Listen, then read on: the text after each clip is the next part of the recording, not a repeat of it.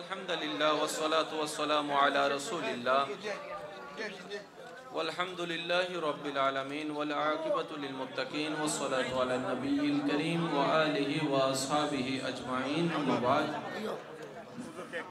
আমাদের চকবাজার ব্যবসায়িকের পক্ষ থেকে আমাদের আজকের প্রধান বক্তা মোকাররম বাড়ি হুজুরকে আমাদের প্রধান অতিথি এবং আমাদের চকবাজার ব্যবসায়িকের পক্ষ থেকে ফুলের মালা পরিয়ে দিতেছেন।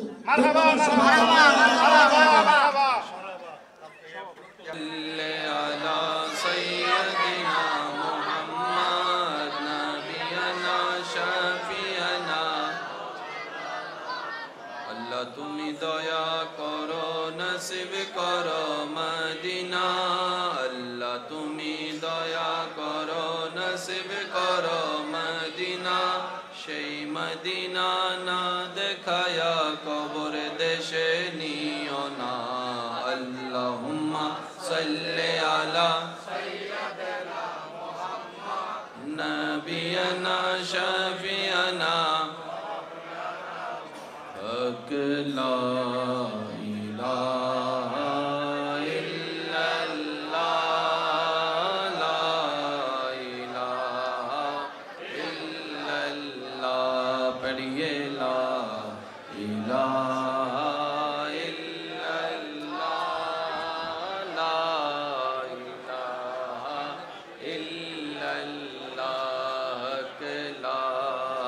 ইলাহা ইল্লাল্লাহ লা ইলাহা অধ্যকার চকবাজার ব্যবসায়ী ভাইদের উদ্যোগে এলাকাবাসীর সার্বিক সহযোগিতা ও মহাব্বতে 16 নং চকবাজার ওয়ার্ডের সম্মানিত মাননগর কাউন্সিলর জননেতা জনাব ভাই মোহাম্মদ নূর মুস্তফা টিনু সাহেবের সভাপতিত্বে আজকের এই সজ্জিত আজিমুসান নুরানি ইমানি মেহফিলের সম্মানিত মেহমানে আলা বায়েজিদ আরফিননগর মুজাদ্দিদিয়া দরবার শরীফের সম্মানিত মান্যবর জানসিং রৌনকে মিল্লাত মুজাহিদ দিন মিল্লাত হযরতুল আল্লাম জনাবে মৌলানা শাহ সুফি মোহাম্মদ আব্দুল হাকিম খাজা হাবিব সাহেব মাদ্দাজিল্লুহুল আলী আজকের মাহফিলের প্রধান আলোচক চকবাজার কাঁচাবাজার সিটি কর্পোরেশনের শাহী জামে মসজিদের সম্মানিত খতিবে মুকাররম রৌনকে মিল্লাত রৌনকে আহলে সুন্নাত হযরতুল আলহাজ আল্লামা মাওলানা মীর মোহাম্মদ আলাউদ্দিন আল কাদেরী সাহেব সহ আমন্ত্রিত ওদিগার উলামায়ে কেরাম, বিশেষ করে ব্যবসায়ী চাকরিজীবী আমার ইমানদার ভাইয়েরা, স্কুল কলেজ ভার্সিটি মাদ্রাসার প্রাণপ্রিয় ছাত্র ভাইয়েরা, পর্দার আড়াল থেকে শ্রবণরত আমার সম্মানিত মা ও বোনেরা, উপস্থিত আল্লাহর প্রেমিক নবীর প্রেমিক ইমানদার ভাইয়েরা, আসসালামু আলাইকুম ওয়া রাহমাতুল্লাহি তাআলা ওয়া বারাকাতুহু। মহান রবের আলিশান ও পাক দরবারে লক্ষ কোটি শুকরিয়া আদা করছি যে রব্বে করিম আপনাকে আমাকে রহমতুল্লিল আলামিন নবীর উম্মত হওয়ার সৌভাগ্য দানের মাধ্যমে ইসলামের মতো শ্রেষ্ঠ একটি ধর্মের ছায়াতলে বসবাসের মাধ্যমে আজকের এই মেহফিলে উপস্থিত হয়ে সুবহানাল্লাহ আলহামদুলিল্লাহ জিকিরটুকু করে নিজেদের নেকির পাল্লা ভারী করার সুযোগ দান করেছেন। ওই আল্লাহর দরবারে শুকরিয়া আদায় করে একবার বলি আলহামদুলিল্লাহ। আজকের এই মেহফিল যারা আয়োজন করেছেন, এই আয়োজন করার জন্য যারা যেভাবে সহযোগিতার হাত বাড়িয়ে দিয়েছেন, ইতিমধ্যে আমরা যারা উপস্থিত হয়েছি, যারা উপস্থিত হব, যারা দূর থেকে শ্রবণ করছি, আল্লাহ তাআলা আমাদের সকলের জীবনের অতীতকালের কবিরা সগীরা গুনাহকে মাফ করে দিন। আল্লাহ তাআলা আমাদের মা বাবার গুনাহকে মাফ করে দিন। আমাদের যত আত্মীয় স্বজন এবং এই এলাকায় যত কবরবাসী কবরের আযাবে কষ্ট পাচ্ছে, আল্লাহ তাআলা প্রত্যেকটি বান্দার দোয়ার উসিলায় প্রত্যেকটি কবরবাসীকে আযাব থেকে মুক্তি দান করুন। সম্মানিত উপস্থিতি, আজকের এই আমার উপস্থিতি আপনাদের এই চকবাজার ব্যবসায়ী সমিতির কয়েকজন ভাইয়ের আন্তরিকতার প্রতি শ্রদ্ধা রেখে মূলত আমি এখানে উপস্থিত হয়েছি। ওনাদের ভালোবাসাকে সম্মান জানিয়ে আমি উপস্থিত হয়েছি। 11টা থেকে আমার 12টা পর্যন্ত শিডিউল ছিল এখানে, 11টার আগেই আমি উপস্থিত হয়েছি। তো যাই হোক, আমি আপনাদের সাথে অল্প কিছুক্ষণ সময় থাকব। আমি সবার কাছে একটা অনুরোধ রাখব, যেইটুকু সময় আল্লাহ তাআলা আমি অধমকে বলার তৌফিক দান করবেন, এই সময়টুকু সবাই মনের কান দিয়ে শোনার চেষ্টা করবেন ইনশাআল্লাহ। আমি অধমের কোনো কথা কাউকে গ্রহণ করতে হবে না, তবে আপনি আপনার বিবেক দিয়ে নিরপেক্ষ বিচারক হয়ে সঠিক জ্ঞানের বুদ্ধিমত্তার পরিচয় দিয়ে ভেবে দেখবেন। সঠিক যদি মনে হয় গ্রহণ করে নেবেন, ভুল যদি মনে হয় বাদ দিয়ে দিবেন, কোনো সমস্যা নেই। তৃতীয় নম্বর অনুরোধ, আমাকে একটু আওয়াজ দিয়ে সহযোগিতা করতে হবে।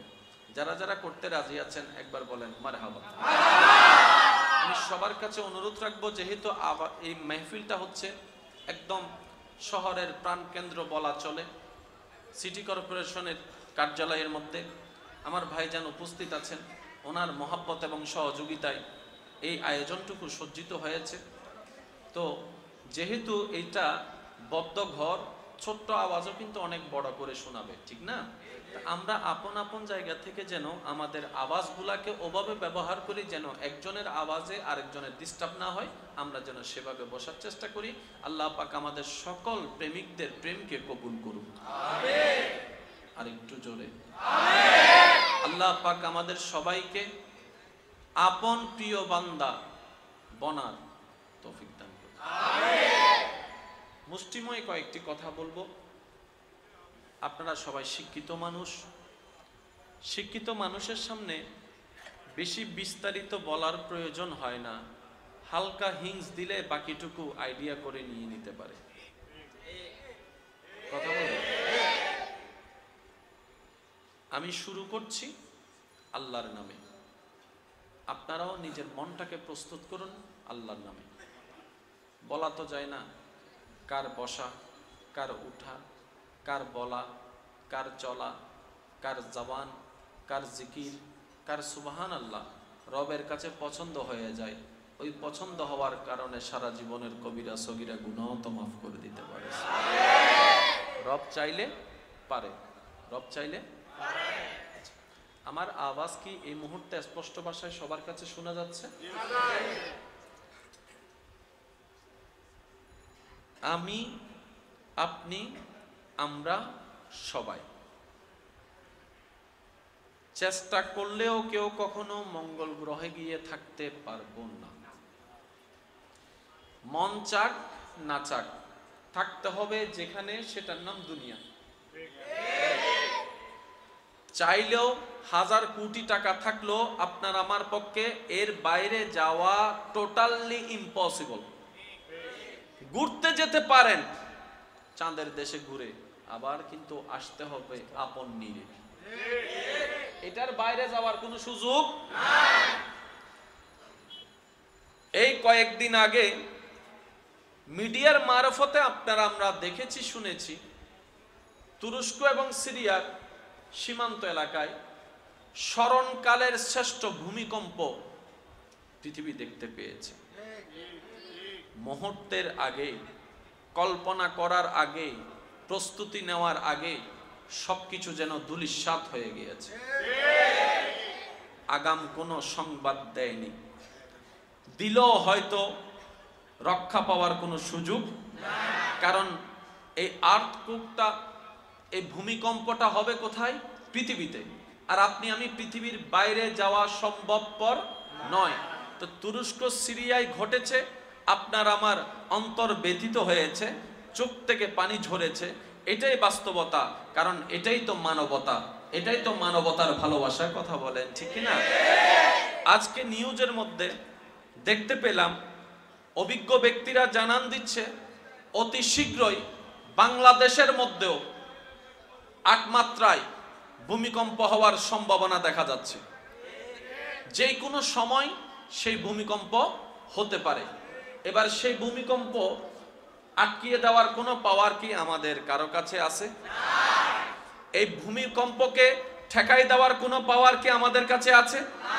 চলুন আসুন, যে কাজটা আমরা প্রায় সময় করি আনলিগ্যাল ভাবে, আসুন ঘুষ দিয়ে হলো ভূমিকম্পকে আটকায় দেওয়ার চেষ্টা করি। সেটাও সম্ভবপর নয়। জায়গা জমিন দিয়ে তাকে একটু খুশি করে একটু দূরে রাখার চেষ্টা করি, সেটাও সম্ভবপর নয়। তাহলে আপনি আমি মানি না মানি, এই জায়গায় আপনি আমি অপারগ হয়ে গিয়েছি। এবার ভূমিকম্প আসলে কল্পনার বাইরে দুর্ঘটনা ঘটে যেতে পারে, যেটা আপনার আমার পক্ষে কভার দেওয়া সম্ভবপর নয়, ট্যাগেল দেওয়া সম্ভবপর নয়, নিজেকে সেভ করে রাখা সম্ভবপর নয়। কারণ সেই ভূমিকম্পটা বেশিরভাগ সময় আসতেছে ভোরবেলায়, যখন মানুষ ঘুমন্ত অবস্থায় থাকে। কল্পনার আগে হয়ে যাবে এমন দুর্ঘটনা, আপনার আমার বাঁচার কোনো উপায় নাই যদি এমনটা ঘটে। কিন্তু রব্বে করিম যদি চায়, সেই ভূমিকম্পকে দূর করে দিতে পারে, ঠিক কিনা ভাইয়েরা? রব্বে করিম যদি চায়, সেই ভূমিকম্পকে শীতল করে দিতে পারে। রব্বে করিম যদি চায়, সেই ভূমিকম্পকে সহজ করে দিতে পারে। রব্বে করিম যদি চায়, এই হাজার ভূমিকম্পের ভিতরেও আপনাকে বাঁচাই রাখতে পারে। কারণ তিনি হাইয়ুন, তিনি কাইয়ুম, তিনি ইন্নাল্লাহ আলা কুল্লি শাইইন কাদির। এবার ভূমিকম্পের কথা শুনে বান্দার মন যখন কম্পিত হয়ে গেল, ভয়ে যখন থরথর করে অন্তর কাঁপতে লাগলো, হায়রে ভূমিকম্প যদি হয়ে যায়, আমি যদি মৃত্যুবরণ করি তাইলে আমার কি হবে? কারণ আমি তো জানি আমার জীবনে নেকির পাল্লার তুলনায় গুনার পাল্লাটা ভারী হয়ে গিয়েছে। আমি যদি মৃত্যুবরণ করি, জাহান্নাম ছাড়া দ্বিতীয়ত কোনো উপায় নাই। এবার বান্দার মন যখন ঘেমে গিয়েছে, চোখ থেকে যখন অশ্রুসিক্ত পানি নয়ন যখন পড়তে আছে, চোখ থেকে যখন পানি ধরতে আছে, বান্দা নিরুপায় হয়ে এবার রবের দরবারে যখন ঝুঁকে গেল, রব বলে যে বান্দা তুই তওবা কর, আমি তোকে মাফ করে দিব, তুই ইস্তেগফার কর, আমি চাইলে তোকে বিপদ থেকে হেফাজত করে ফেলবো। কথাটা আমি কেন বললাম? আসুন একটু জিনিসটা বোঝার চেষ্টা করি। আমাদের জীবনে দুঃখ আছে না? রিপ্লে দিলে ভালো লাগবে। এই যে আপনি, এই যে আপনার কিচ্ছু করা, এই যে প্লিজ আপনার কিচ্ছু করা, আমি আপনাকে বলছি, এই যে এই মানুষটাকে, এটার নাম কি? আমি আপনাকে বলছি প্লিজ কিচ্ছু করতে যায়েন না, আপনি সরে যান। যার যেভাবে বসতে থাকলে বসুন, দাঁড়ায় থাকলে থাকুন, শুধু দিলটা হাজির রাখেন। বুঝাইতে পারি না মনে কথা। আপনি এখানে বসেছেন, দেখতে সুন্দর লাগছে, দিল নাই, দিল হাজির নাই, কোনো কাম। আবার অনেকে মাইকের আওয়াজও দূর থেকে শুনছে, কিন্তু দিল লাগাই শুনছে। দিলটা হচ্ছে মেন। আমি সেজন্য কাউকে দাঁড়াতেও বলি না, কাউকে বসতেও বলি না, আমি শুধু বলি মনটাকে হাজির রাখিয়া। কারণ আল্লাহ পাক কাকে কখন হেদায়েত দিয়ে ফেলে এটা বলাও যায় না। সেজন্য মনটা সবসময় বড় রাখবেন। আমি সবার কাছে অনুরোধ করছি, যত ডিস্টারবেন্স আসবে তত আমার মনোযোগ নষ্ট হবে, ঠিক আছে? যেহেতু সময় অল্প, খুব দ্রুত গতিতে আমাকে এগোতে হবে। আমাদের জীবনে দুঃখ কষ্ট যন্ত্রণা আছে না নাই? বেশিরভাগ দুঃখ কষ্ট যন্ত্রণা নিয়ে যদি আমরা আপন আপন জায়গা থেকে নিজের জীবনকে একটু যাচাই বাছাই করি, তাহলে দেখব প্রত্যেকটা দুঃখ কষ্ট যন্ত্রণার জন্য মূলত আমরা নিজেরাই দায়ী। এবার বলেন, দিন দিন কি ভূমিকম্প কমতেছে না বাড়তেছে? এটার জন্য দায়ীকে যদি গবেষণা করে দেখেন, আমরা। যত জেনা বেড়ে যাবে, ভূমিকম্প বেড়ে যাবে। যত অশ্লীলতা বেড়ে যাবে, ভূমিকম্প বেড়ে যাবে। হায়া শরম যত কমে যাবে, ভূমিকম্প বেড়ে যাবে। এটা আপনি মানেন কিংবা না মানেন, নিয়ম কখনো পাল্টাবে না। তো ভূমিকম্প থেকে যদি বাঁচতে চাই, অশ্লীলতা কমাতে হবে। ভূমিকম্প থেকে যদি বাঁচতে চাই, মুরব্বির সাথে বেয়াদবি কমাই ফেলতে হবে। ভূমিকম্প থেকে যদি বাঁচতে চাই, মা বাবার সাথে অন্যায় করা বন্ধ করে দিতে হবে। ভূমিকম্প থেকে যদি বাঁচতে চাই, আমাদেরকে হারাম রুজি বন্ধ করে দিতে হবে। ভূমিকম্প থেকে যদি বাঁচতে চাই, আমাদের নিজেদের শুধরানো ছাড়া দ্বিতীয় কোনো উপায় নাই। কারণ চাই কিংবা না চাই, ধরা এটাতেই থাকতে হবে। আল্লাহর কুদরতের আন্ডারে আপনাকে আমাকে থাকতে হবে, এছাড়া কোনো উপায় নাই। কারণ দ্বিতীয় কোনো অপশনই তো আমাদের নাই। যদি স্রষ্টা দুইজন হইতো, তাহলে না হয় একটা সুযোগ ছিল, একজনকে নারাজ করছে, আরেকজনের সাপোর্ট নিছিলাম। স্রষ্টা কয়জন? সেখানে আপনার আমার ওনাকে মেনে নেওয়া ছাড়া, ওনার কথা মান্য করা ছাড়া দ্বিতীয় কোনো অপশন নাই, নাই, নাই। আচ্ছা এবার বলেন, দিন দিন কি প্রযুক্তি নিচের দিকে যাচ্ছে নাকি উন্নতির দিকে যাচ্ছে? কত গ্রাম শহর হয়ে গেল? একটা আওয়াজ দেন ভাইয়া প্লিজ। কত গ্রাম সহজ হয়ে গেল, কত বাটন মোবাইল এখন টাচ ফোন হয়ে গেল, কত কিছুর মধ্যে আমরা ডেভেলপ করেছি। আমরা জায়গাতে ডেভেলপমেন্ট আনেছি, আমরা ঘরের মধ্যে ডেভেলপ এনেছি, রাস্তার মধ্যে ডেভেলপ এনেছি, ব্যবসার মধ্যে ডেভেলপ এনেছি, প্রযুক্তির মধ্যে ডেভেলপ এনেছি, কিন্তু যেখানে মূলত ডেভেলপ এনার দরকার ছিল ওই মনুষ্যত্বের ভিতরে আমরা ডেভেলপ আনতে পারি নাই। মানুষ দিন দিন অমানুষ হয়ে যাচ্ছে। না, একটু কল্পনা করে দেখেন, একটা মা বাবার কাছে সবচেয়ে নিরাপদ হচ্ছে সন্তান, সন্তানের কাছে নিরাপদ হচ্ছে মা বাবা। এটা তো বলার দরকারও নাই, এটা তো নিরাপদ এমনি বলতে হয়। কিন্তু বর্তমান সময়ে আমরা দেখতে পাচ্ছি মা বাবার হাতে সন্তান নিরাপদ নাই, এমনও ঘটনা দেখা যাচ্ছে। আবার অনেক জায়গায় সন্তানের কাছে মা বাবা নিরাপদ নাই, এমন ঘটনাও দেখা যাচ্ছে। আজকে যেটা অন্যের ঘটনা আপনি নিউজে দেখছেন কিংবা শুনছেন, আপনাকে মেন মানতে হবে, বুঝতে হবে, চিন্তা করতে হবে এই ঘটনা যেন আমার সাথে না হয়, আমার ঘরে না হয়। ওই প্রস্তুতিতে আপনাকে আমাকে নিতে হবে, এটাই বুদ্ধিমানের কাজ। আমার কথা কি কষ্ট নিচ্ছেন না তো? আমি প্রথমেই বলেছি, চাই কিংবা না চাই এই মাটির উপরেই থাকতে হবে,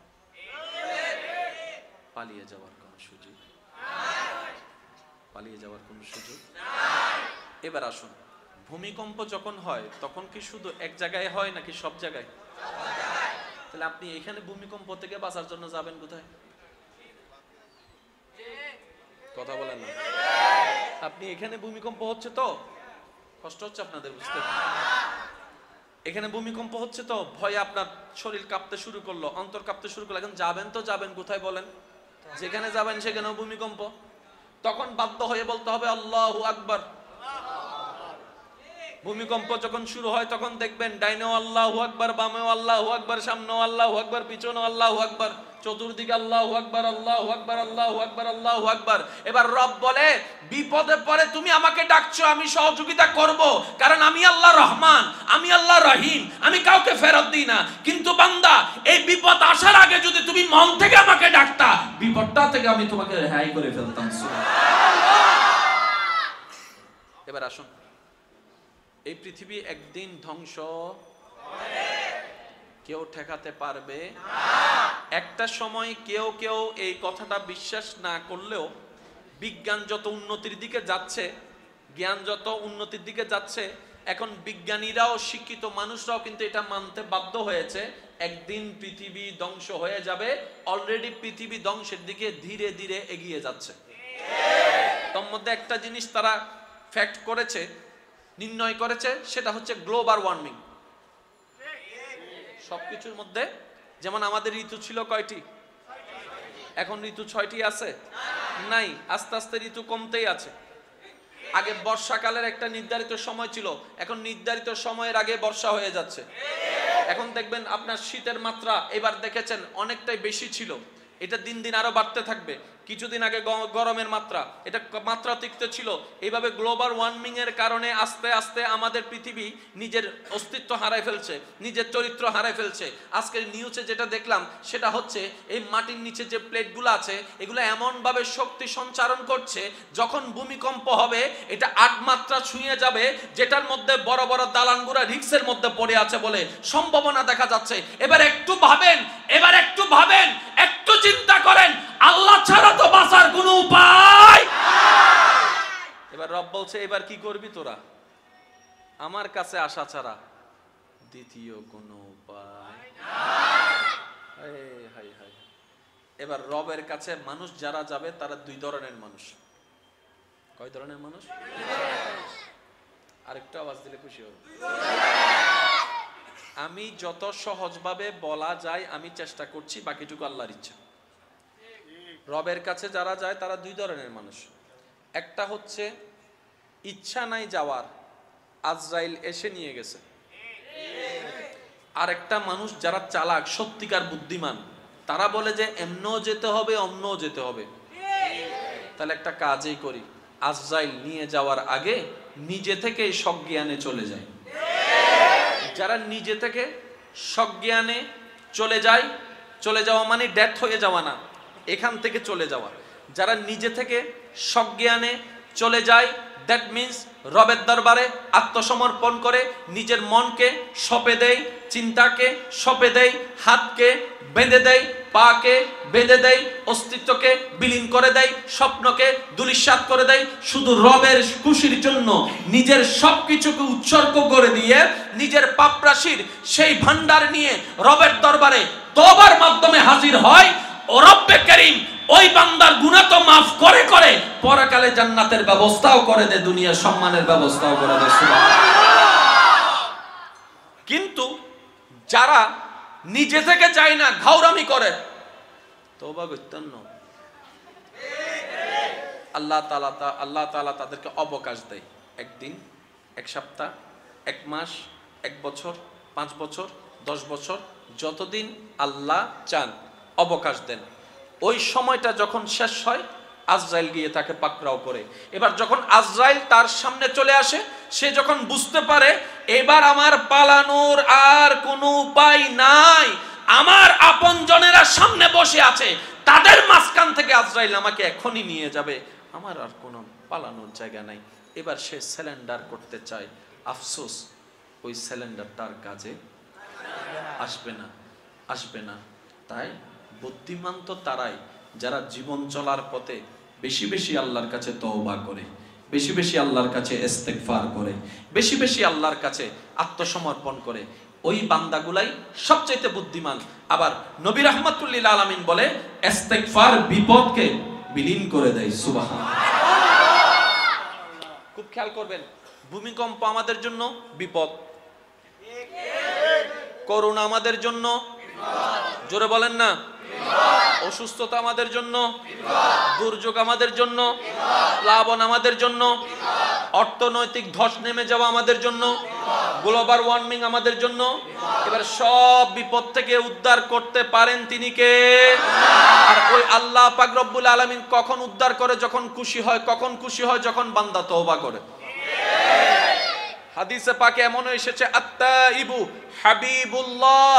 দুনিয়ার মানুষ একটা ভুল করলে আপনজনকে আমরা দূরে সরাইয়ে দিই ভুলের মাত্রা অনুযায়ী।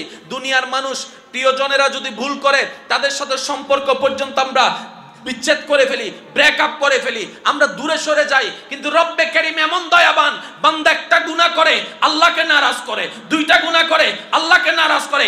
এইভাবে গুনাহ করতে করতে নিজের গুনার কথা একটু স্মরণ করুন, কমপক্ষে 10-20 হাজার গুনাহ আমাদের আমলনামায় আছে। তার মানে 10-20 হাজার বারের বেশি আল্লাহকে নারাজ করেছি। কিন্তু বান্দা যখন একবার তওবা করে, রব্বে কারীম সমস্ত নারাজি ভুলে যায়, বান্দাকে আপন করে নেয়। সুবহানাল্লাহ। অথচ যাদেরকে মানানোর চেষ্টা করি, যাদেরকে খুশি রাখার চেষ্টা করি, যাদেরকে ভালো রাখার জন্য দিনরাত পরিশ্রম করি, তাদের কাছে একবার ভুল করলে 1000 বার সরি বললো আগের মতো সম্পর্ক আর ঠিক থাকে না, আগের মতো আর কাছে টেনে নেয় না, আগের মতো আর কথা বলে না, আগের মতো আর সম্পর্ক রাখে না, আগের মতো আর এই ভ্রাতৃত্ব রাখে না, আগের মতো আর ভালোবাসা রাখে না। একটা ভুল করার কারণে 1000 বার ভুল করার পরও যে দরবারে রহমত সর্বদা খোলা থাকে, এটাই হচ্ছে রহমানের দরবার। বলেন সুবহানাল্লাহ। আর আমরা গাদার গাদা, এত গাদা, যেখান থেকে ভালোবাসা আসে ওইখান থেকে মুখ ফিরাই অন্যদিকে চলে যাচ্ছে। তারপরও বলে আরা চালাক, ওবা যায় নিজের গাদা হই বেলায়, ওনারা হইবেন না হইবেন না, ওনার ব্যাপার এত গাদা। আরা কি 3-4 জন মনে হয় গোড়া আছে, ভাল্লা না মাথা গতি। আরা বেগুন কি আরো জোর হন, আরা বেগুন কি গাদাও আরারে দিলে আসে। গাদায় মনে মনে হতে মাইলে ফিরে তোরার নাম সুযোগ যদি আরারে দিত আল্লাহ। 2 দিন চাকরিতে না গেলে বস কি বলবে? কেন আসনি স্যার, আমার এই প্রবলেম। 3 সপ্তাহ পর আবার 2 দিন আসেন না, কেন আসনি স্যার, আমার বাসায় এই প্রবলেম। তোমার বাসার প্রবলেম শোনার জন্য আমার অফিস বসে আছে তো। তোমার ঘরের প্রবলেম তুমি জানো, তোমার পরিবার জানে, এগুলো আমাকে শোনাচ্ছ কেন? লাস্ট ওয়ার্নিং, আরেকবার যদি করো ডাইরেক্ট ফায়ার করে দিব। স্যার আমার সন্তান অসুস্থ, তুমি জানো, তোমার পরিবার জানে, আমাকে শোনাতে আসিও না। বেতন নাও, কাজ দাও, বেতন নাও, কাজ দাও। এই ম্যানেজার 2 দিনের বেতন কেটে ফেলো, শেষ। রব্বে কারীমের দরবার এমন মহান দরবার, শনি যায় না, জামাতে হাজিরা দিতে, রবি যায় না নামাজে হাজিরা দিতে, সোম যায় না সিজদা দিতে, মঙ্গল যায় না রুকু করতে, ওযু করতে, কিন্তু যখন শুক্রবারে মসজিদে যায় 2 রাকাত মাত্র নামাজ পড়তে, রব্বে করিমের রহমত আমাদেরকে বের করে দেয় না।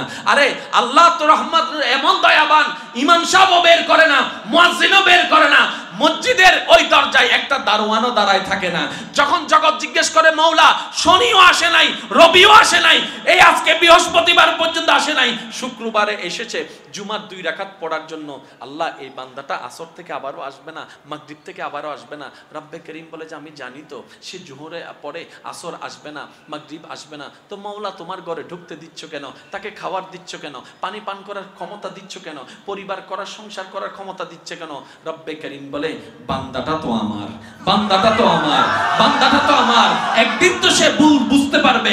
মা গাররাকা বিরাব্বিকাল করিম আয়াতটা তার অন্তরে একদিন না একদিন লাগবে, একদিন না একদিন লাগবে, সে তো এটা একদিন শুনতে পারবে। লা তাকনাতু মির রাহমাতিল্লাহ, তার রব তার জন্য বলেছে লা তাকনাতু মির রাহমাতিল্লাহ। একদিন তো তার সদয় হবে, একদিন তো তার সদ্বুদ্ধি হবে, একদিন তো তার অন্তর গামবে, যেদিন সে শুনতে পারবে মা গাররাকা বিরাব্বিকাল করিম, সেটা একদিন আসবে। লা তাকনাতু মির রাহমাতিল্লাহ শুনে তার অন্তর শীতল হয়ে যাবে। ইন্নাল্লাহ ইয়াগফিরুয যুনুবা জামিআ, বলবো আমি আল্লাহ বলেছি, তার গুনাহ মাফ করার ওয়াদা, সে এই কথা শুনে আমার কাছে তওবা করবে, আমি আল্লাহ ক্ষমা করে দিব। সুবহানাল্লাহ, আল্লাহু আকবার।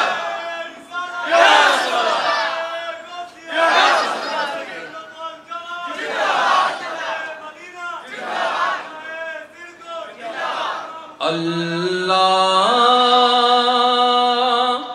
ও গো আল্লাহ ক্ষমা করে দাও, মাফ করে দাও, আল্লাহ ও গো ক্ষমা করে দাও, জীবন মুদের যতদিন থাকিবে সুপথে চালাও, মাফ করে দাও, আল্লাহ ও গো আল্লাহ ক্ষমা করে দাও। আর একটু ভালোবাসা নিয়ে আল্লাহ ও গো আল্লাহ ক্ষমা করে দাও, মাফ করে দাও, আল্লাহ ও গো আল্লাহ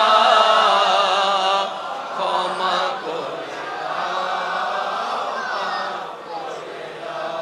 আল্লাহ আমাদেরকে একটু বুঝার তৌফিক দান করুন। হুজুর আসছেন মাশাআল্লাহ। নারে তাকবীর, নারে রিসালাত, নারে গাউসিয়া, হযরত আমির মুহাম্মদ আলাউদ্দিন আল কাদেরী সাহেব। আল্লাহুম্মা সাল্লি আলা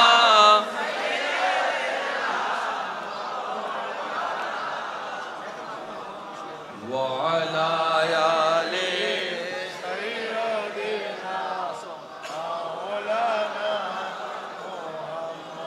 Allahumma salli ala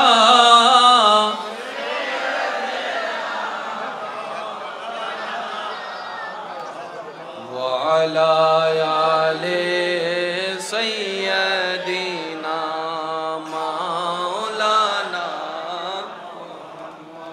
আজকের মাহফিলের সম্মানিত প্রধান আলোচক তশরিফ এনেছেন, স্বাগতম জানাই, একবার বলেন মারহাবা। একটু রিপ্লে দিবেন, আমি শেষের দিকে প্লাইস একটু খেয়াল করবেন। মানি না মানি থাকতেই হবে এখানে, পালানোর কোনো সুযোগ নাই। তাহলে ওনার কাছে ধরা দেওয়া ছাড়া দ্বিতীয় কোনো উপায় নাই। এবার ধরা দিতে হলে আপনাকে আমাকে যেতে হবে, জোরে বলেন, এই ছাড়া কোনো উপায় নাই। এবার রবের দরবারে যখন ধরা দেওয়ার বিষয়টা বান্দা বুঝতে পারলো, রব্বে করিম বলে বান্দারে যেখান থেকে আছো সেখান থেকে ধরা দাও। যেখানে আছো সেখান থেকে ধরা দাও, যে অবস্থায় আছো ওই অবস্থায় ধরা দাও। কারণ তুমি যেখান থেকে আমাকে স্মরণ করবা, আমি রব ওইখান থেকে তোমার স্মরণকে শোনার ক্ষমতা রাখি। কারণ আমি সামিউন বাসির, আমি শুনি, আমি দেখি, আমি শুনি, আমি দেখি। বান্দা, প্রয়োজন নেই তোমার জবানকেও খোলার দরকার নেই, তুমি মন থেকে অনুতপ্ত হও, এতটুক শুধু বলো, মওলা তোমার জমিনে থেকে তোমার দেওয়া নিয়ামত নিয়ে হাজারো অন্যায় করেছি, হাজারো অবদ্ধতা করেছি, মওলা যা করেছি ভুল করেছি, তুমি আমাকে মাফ করে দাও। ওয়া ইজ যালামু আনফুসাহুম জাউকা ফাস্তাগফিরুল্লাহ ওয়াস্তাগফারা লাহুমুর রাসূল লাওয়াজাদুল্লাহ তাওয়াবার রহিমা। রব্বে করিম, তোমার নবী রাহমাতুল লিল আলামিনের উম্মত তুমি আমাকে বানিয়েছো, ওই নবীকে তুমি হাবিবুল্লাহ বানিয়েছো, ওই নবীর দিকে তাকিয়ে আল্লাহ আমাকে মাফ করে দাও। চোখের পানি ফেলতে থাকেন, অন্তর নরম করে রবের কাছে মাফ চাইতে থাকেন, আপনি মাফ চাইতেই থাকবেন, তওবা কবুল হয়ে যাবে একবার, মাফ হয়ে যাবে হাজার হাজার গুনাহ। সুবহানাল্লাহ। এই কথাটা কেন বলছি একটু পরে আসছি, একটু খেয়াল করবেন। আমাদের ইনকামে জামিলা আছে না? শারীরিক জামিলা, সাংসারিক জামিলা, পারিবারিক ঝামেলা, স্বামী স্ত্রীর ঝামেলা, আমাদের মানবতার জীবন কেন্দ্রিক যত ঝামেলা আছে, বেশিরভাগ ঝামেলার কারণ হচ্ছে আমাদের গুনাহ।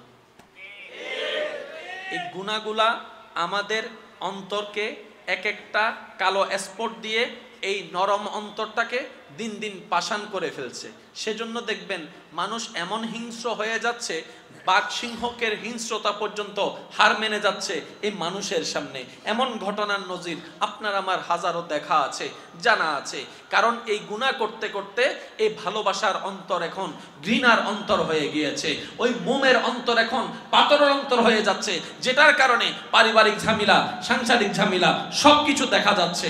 এই গুনাহ বেড়ে যাওয়ার কারণে আমাদের রিজিকের মধ্যে কমে যাচ্ছে, এই গুনাহ বেড়ে যাওয়ার কারণে আমাদের বিভিন্ন রকমের সাজার সম্মুখীন হওয়া লাগছে। তাহলে বিভিন্ন কষ্ট থেকে মাপ পাওয়ার জন্য গুনাহ থেকে বাঁচতে হবে, আর গুনাহ থেকে যা করেছি সেটা থেকে বাঁচার জন্য তওবা আমাদের করতে হবে, রবের দরবারে সারেন্ডার বারবার করতে হবে। সুবহানাল্লাহ। সেজন্য আমি সবার কাছে একটা অনুরোধ রাখবো, ব্যস্ততা কার নাই? সবারই আছে। আপনি যতই ব্যস্ততা দেখান, জ্বরের ওষুধ খাবার তো যখন সময় হয় খেতে তো হবে। যতই ব্যস্ত থাকেন, আপনার যদি আল্লাহ মাফ করুক, আল্লাহ না করুক, ডায়ালিসিস করতে হয়, আপনাকে তো করতেই হবে। এটা এখানে না পারেন, আপনাকে ইন্ডিয়া যাই হলো তো করতে হবে। কারণ আছে না, আগে নিজে বাঁচলে পাবেন না, আগে তো নিজে বাঁচতে হবে।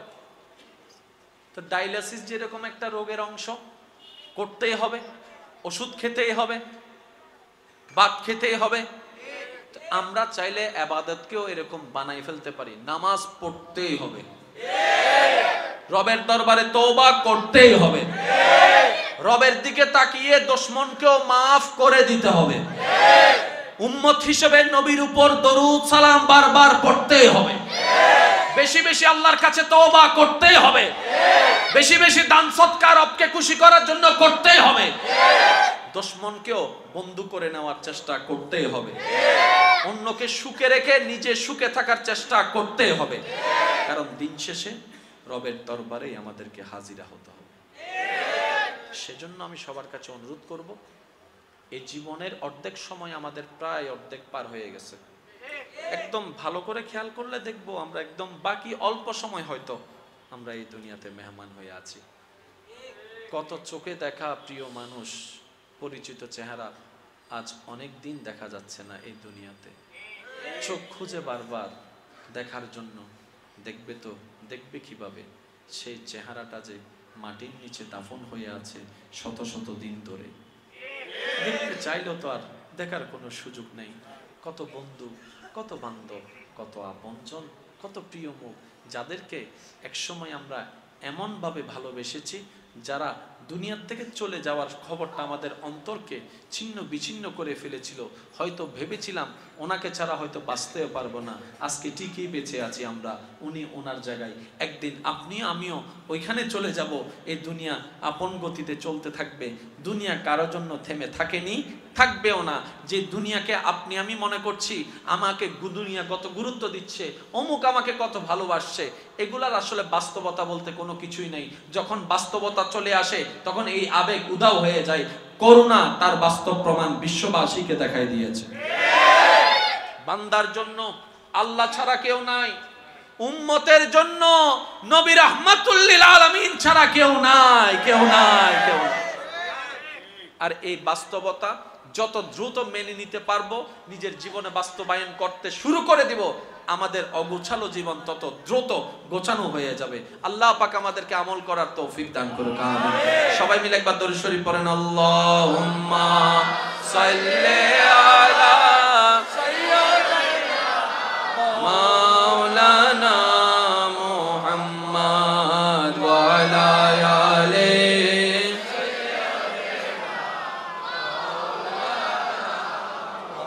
जग में जब आए मोहम्मद इस्लाम जिंदा हो गए, जग में जब आए मोहम्मद इस्लाम जिंदा, भूतों ने सब कलमा पढ़ा, काफिर मुसलमान हो गए, जग में जब आए मोहम्मद इस्लाम जिंदा।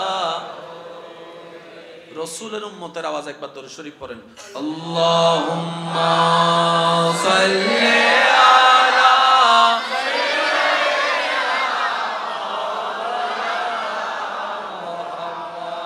वा अला आले।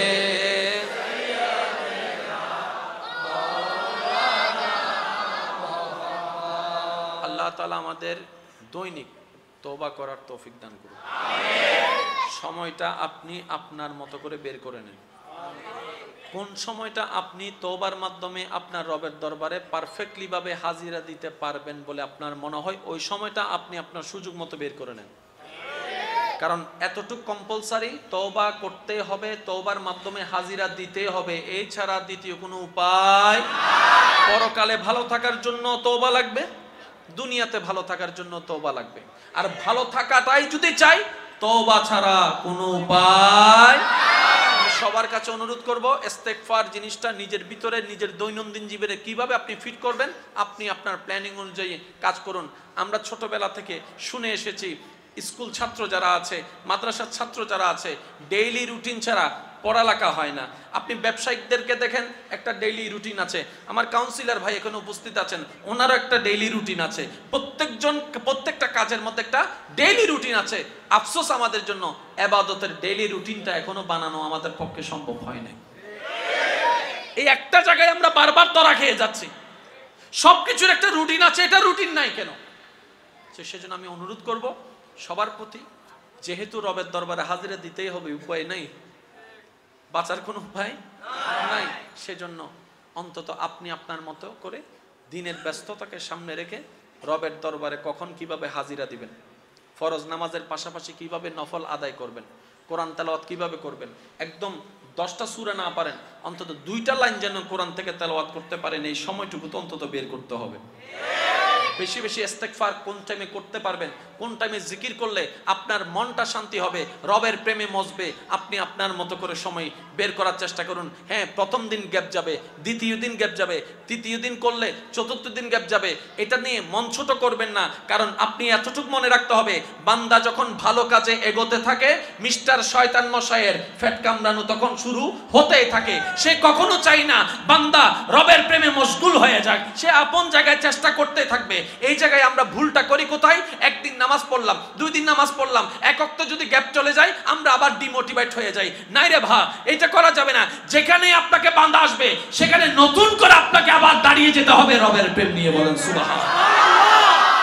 শয়তান শয়তানের চেষ্টা করতেই থাকবে যেন আপনি রবের রহমতের দিকে না যান। আপনাকে আপনার চেষ্টা করতে হবে নবীর মহব্বত অন্তরে নিয়ে আপনাকে আল্লাহর দরবারে যাওয়ার চেষ্টা করতেই হবে। বলেন সুবহানাল্লাহ।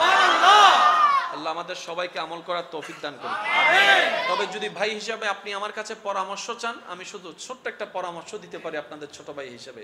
সেটা হচ্ছে রাত্রে ঘুমানোর আগে ওযু করে শোবেন। দেখেন আপনাদের কেমন লাগে, এটা আপনারা করবেন কি করবেন না সেটা আপনাদের বিবেচনা। তবে আমি ছোট্ট ভাই হিসাবে, অযোগ্য হিসেবে একটা পরামর্শমূলক বলছি, রাত্রে ঘুমানোর আগে কাজকর্ম সবকিছু যখন শেষ হয়ে যাবে অজুটা করে নেবেন। এবার অজু করে আপনি শুতে গেলেন, হায়াত মত বিশ্বাস নেই, যে কোনো মুহূর্তে মৃত্যু আসতে পারে। আর সেই মৃত্যুটা যদি ঘুমের মধ্যে হয়, ঘুমটা যদি অজুর সাথে হয়, নবী রাহমাতুল লিল আলামিনের হাদিসের ছায়াতলে এতটুকু জানতে পারি ওই মানুষটা ঈমানের সাথে দুনিয়ার থেকে মৃত্যুবরণ করেছে। দ্বিতীয় নম্বর, যে ব্যক্তি অজু করে ঘুমাবে সকাল পর্যন্ত তার আমলনামায় নেক আমলের সওয়াব লেখা হবে। তাহলে দুইটা বেনিফিট পাচ্ছি মাত্র একটা অজু। এবার বলেন অজুটা করতে আমাদের কয় মিনিট লাগবে? ভালো করে করলে 5G গতির কথা বলি নাই আমি, ভালো করে যদি করি আদব নিয়ে, শ্রদ্ধা নিয়ে, ভালোবাসা নিয়ে। কারণ আমরা জানি যখন আমরা অজু করি প্রত্যেকটা অঙ্গে পানি দেওয়ার সাথে সাথে পানিটা শুধু শরীর বেয়ে পড়ে না, সাথে আমাদের গুনাহগুলোও ঝরে যায় যেগুলা দেখার মতো চোখ আমাদের কাছে নাই। সুবহানাল্লাহ। এই অজুটা যদি আমরা একটু আদব এবং শ্রদ্ধা নিয়ে, ভালোবাসা নিয়ে যদি করতে থাকি, 5 মিনিট লাগুক আর 10 মিনিট লাগুক, অন্তত এতটুকু তো বলতে পারি 10টা মিনিট অন্তত গুনাহ থেকে বেঁচেছিলাম জীবনে। তাহলে অজুটা আমরা পারফেক্টলি করে ফেললাম। এবার আপনি আমি শুতে গেলাম, শোয়ার পরে যা কাজকর্ম আছে, যা কিছু আছে, কারণ শুইলে তো আমাদের আর ঘুম আসে না, অনেক কাজকর্ম থাকে, অনেক কাজকর্ম তো থাকে। সমস্ত কাজকর্ম শেষ করে, সমস্ত কাজকর্ম শেষ করে এবার যখন মোবাইলটা রাখার টাইম হবে তখন রবের দরবারে তওবার মাধ্যমে হাজিরি দিবেন আর মন থেকে বলবেন, মওলা গভীর রাত, অনেকেই ঘুমায় গিয়েছে, কয়েকজন হয়তো জেগে আছে, আমি তোমার দরবারে হাজিরে দিতে আসছি মওলা, তোমার গোলাম এসেছি, তোমার বান্দা এসেছি, আল্লাহ তোমার দয়া নিতে এসেছি। আল্লাহ আমি জানি তোমাকে আল্লাহ বলে ডাকার মতো পবিত্র জবান আমার কাছে নেই, আমি হারিয়ে ফেলেছি। আল্লাহ তোমার কাছে যে চাইবো, ভিক্ষার 2টা হাত যে তুলবো, সেই হাতের পবিত্রতাও আমি রক্ষা করতে জানি নাই। মওলা ব্যর্থতা আমার গুনাহ পাহাড় নয় আসমান হতে ছুঁয়ে গিয়েছে, কিন্তু আমি তারপরও তোমার দরবারে হাজিরা দিয়েছি, কারণ আমি জানি আমার গুনার বিশালতার চাইতে তোমার রহমতের বিশালতা 1000 গুণ বেশি। আমি যদি গুনাহকে মাফ করার জন্য একটা গুনার পরিবর্তে একটা সওয়াবের কাজ করতে থাকি, আমার 1000 বছর লেগে যাবে, আমি এত গুনাহ করেছি। কিন্তু মওলা তুমি চাইলে সেকেন্ডের আগেও আমাকে মাফ করে দিতে পারো। আল্লাহ সেই আশা নিয়ে, ভরসা নিয়ে, তোমার নবী রাহমাতুল লিল আলামিনের ভালোবাসা নিয়ে আল্লাহ তোমার দরবারে এসেছি। আল্লাহ তুমি তো রহমান, তুমি তো রহিম, তুমি তো গফফার, তুমি তো সত্তার, তুমি তো খালিক, তুমি তো মালিক। ও মাওলা তোমার কাছে না চাইলে কার কাছে চাইবো? তোমার কাছে ভিক্ষা না করলে কার কাছে ভিক্ষা করব? মাওলা তুমি না রহমান, তুমি না রহিম, তুমি না ইন্নাল্লাহ আলা কুল্লি শাইইন কাদির। ও মাওলা একটু মাফ করে দাও না। অনুনয়, বিনিময়, আদব, ভদ্রতা, মায়া, ভালোবাসা উজাড় করে রবকে ডাকতে থাকেন। যেদিন আপনার ডাকটা, প্রেমের ডাকটা রবের কাছে পছন্দ হয়ে যাবে, রব বলবে ইন্নাল্লাহ ইয়াগফিরুয যুনুবা জামিয়া, বান্দা তোর সারা জীবনের গুনাহকে আমি মাফ করে দিয়েছি। এবার একটু কল্পনা করে দেখেন, আপনি এই আমলটা যদি মরণ পর্যন্ত 50 বার করার সুযোগ পান, 50 বারের মধ্যে যদি একবারের একটা তওবা কবুল হয়ে যায়,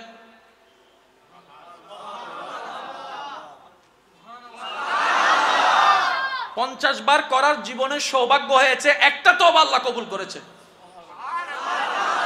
এবার বান্দা হিসেবে রবের দরবারে তওবার মাধ্যমে হাজিরা দিলাম, তো উম্মত হিসেবেও নবীর একটা পাওনা আছে না নাই? আর সেটা হচ্ছে দরুদ শরীফ পাওনা আছে না নাই? যেটা আমরা আদায় করতে পারিও না, ভুলতেও যাই, অন্তত ব্যস্ততার কারণে অজুহাত দেখাই। শয়তান আমাদেরকে মাথায় বসিয়ে দিয়েছে, তোর ঘুমের আগে তো কোনো ব্যস্ততা থাকে না। এই সময়টা যদি আমরা যতটুকু পারি ভালোবাসা নিয়ে নবীর উপর দরুদ শরীফের হকটুকু যদি আদায় করতে পারি, অন্তত ওই দরুদের হকটুকু আমাদের কিছুটা হলো আদায় হবে। আল্লাহ পাক আমল করার তৌফিক দান করুন। এটা আপনারা গ্রহণ করবেন কি করবেন না সেটা আপনাদের জ্ঞানের এবং পছন্দের ব্যাপার। তবে আমি ছোট্ট ভাই হিসেবে একটা পরামর্শ দিয়েছি, কারণ আপনি দেখেন অজু করতে 5 মিনিট, তওবা করতে 5 মিনিট, দরুদে 5 মিনিট, মাত্র 15 মিনিটের কাজ, বেশি থেকে বেশি 20 মিনিট। আর 20টা মিনিট যদি রবের জন্য দিতে না পারি, রবের দুনিয়ায় থেকে আল্লাহ কি? এবার আসেন, আমাদের কোরআন তেলাওয়াতের একটা হক আছে না নাই, যেটা কোনো না কোনো ভাবে গ্যাপ হয়ে যাচ্ছে। কোরআন তো অন্তত আমাদের কোরআনের সাথে একটা টাচের দরকার আছে, না হয় কাল হাসরের ময়দানে তো এটা নিয়ে আমরা প্রশ্নবিদ্ধ হব, ঠিক না? সবাই তো আর হাফেজে কোরআন না, সবাই তো আর হাফেজে কোরআন না। সেক্ষেত্রে আমি সবার কাছে অনুরোধ করব, অন্তত রাত্রেবেলা ঘুমানোর আগে আপনার মোবাইল থেকে আপনি সাধ্য মোতাবেক সূরা ইয়াসিন, সূরা রহমানটা প্লে করে শুনবেন, বড় সূরার মধ্যে। আচ্ছা, তো পড়ার একটা হক আছে না? এত বড় সূরা তো আপনাকে পড়তে গেলে শয়তান তো একটু লারবে, ঘুম আসতেছে। একটা কাজ করেন না, কুল হুয়াল্লাহু আহাদ 3 বার পড়ে ফেলেন। কুল হুয়াল্লাহু 3 বার পড়ে ফেলেন, পড়তে তো বেশিক্ষণ লাগবে না। অন্তত আপনার ডেইলি আমলনামার খাতায় কোরআন তেলাওয়াতের সওয়াব হবে, কোরআন শোনারও সওয়াব হবে। সুবহানাল্লাহ। আমি শুধু এতটুকু বলতে চাচ্ছি, আমার ইমানি ভাই বোনদের কাছে এতটুকু প্রেজেন্ট করতে চাচ্ছি, আমাদের যেহেতু রবের কাছে যাওয়া ছাড়া দ্বিতীয় কোনো উপায় নাই, তাহলে আমাদেরকে একটু জীবনের গাড়িতে ব্রেক লাগাতেই হবে, এছাড়া দ্বিতীয় কোনো উপায়। কারণ সবাই চলে গিয়েছে, আমরাও চলে যাব। আল্লাহ পাক আমাদের যাওয়াটা যেন আল্লাহর পছন্দের যাওয়া হয়, আল্লাহর পছন্দ মতো যাওয়া হয়, এরকম একটা যাওয়া যেন আমাদের নসিব হয়। আল্লাহ আমাদের সবাইকে তৌফিক দান করুক। যতই ব্যস্ততা থাকুক, ফাঁকে ফাঁকে নামাজটা আদায় করে নেবেন, নামাজ ছাড়বেন না। আর নামাজ মানি সওয়াব নয়, এই কথাটা একটু ক্লিয়ার রাখবেন।